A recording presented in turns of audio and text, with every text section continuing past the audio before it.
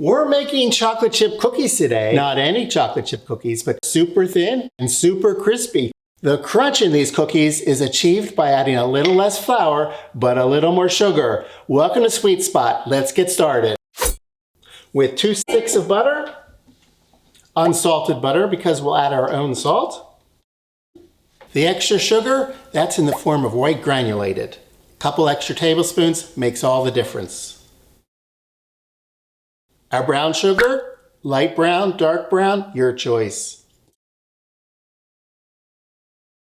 We're using a stand mixer, by the way. That's best, but you could use a hand mixer. You could even do this by hand, but that'd be quite a workout. And I should mention, full recipe is in the YouTube description down below. We need to cream the butter and the sugars.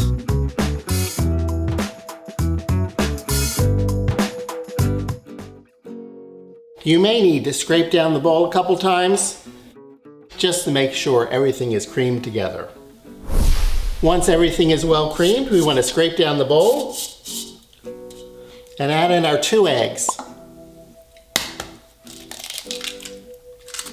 You can crack the eggs into a small bowl and then pour them in. I like to live on the wild side and just go straight for the bowl. Then beat until they're well incorporated.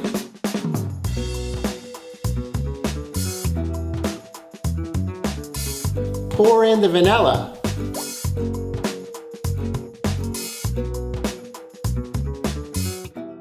We want to scrape down the sides of the bowl again.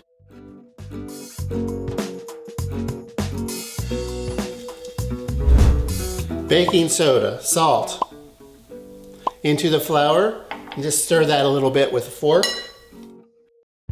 So mix that and into the bowl.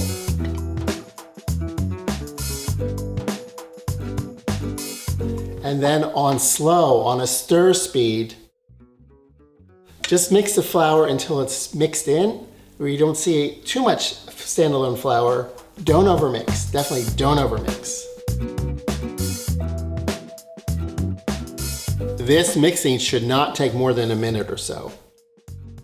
And the star of this recipe, it has to be the chocolate. The butter is important, the sugars are important, the vanilla is important, but the star of this recipe, it's the chocolate chips. Splurge a little bit. Find some chocolate chips that you really love and use them. If they taste good raw, uncooked by themselves, they'll taste really good in these cookies. Always splurge on the chocolate. Mix these just barely. Again, we don't want to overmix. 10 seconds, that's the most.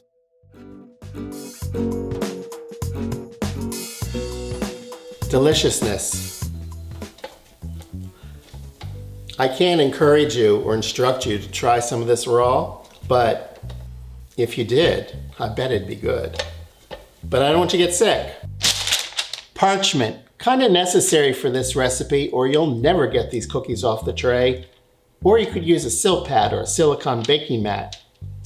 You could use a spoon to put globs of cookie dough on your sheet, but I'm using a scoop. That way they're pretty much identically sized, and I think a little faster to do.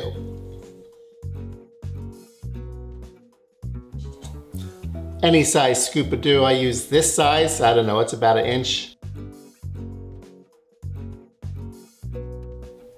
Well spaced. These cookies spread. These cookies spread. Remember that.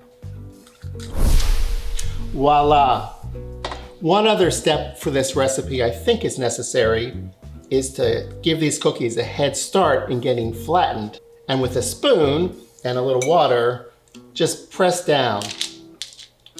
You know, I was thinking the other day, if I was restarting this Sweet Spot cooking channel on YouTube, I might name it The Lazy Cook or The Lazy Baker because I'm not gonna waste time with a spoon. I'm gonna wet my hand and press and press and press. And into the oven, 375 degrees, preheated. Somebody should have told you to preheat your oven. Mine's hot. About 10 minutes, 12 minutes.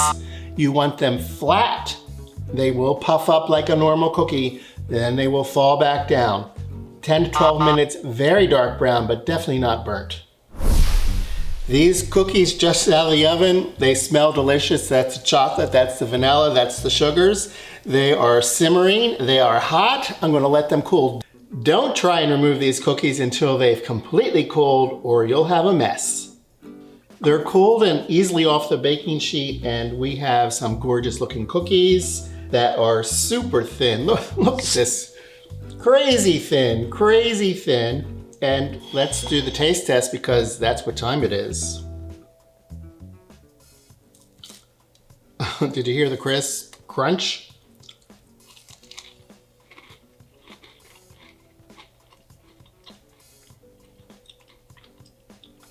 Definitely crispy and crunchy, and I can taste the butter and I guess sugar. It's caramelized a little bit, a delicious flavor. But the chocolate, I use Wilbur chocolate chips, my favorite brand, but use your favorite. And the chocolate comes through. They're not the prettiest cookies, I guess, but boy, are they good. An easy recipe. It takes really, seriously, not much time.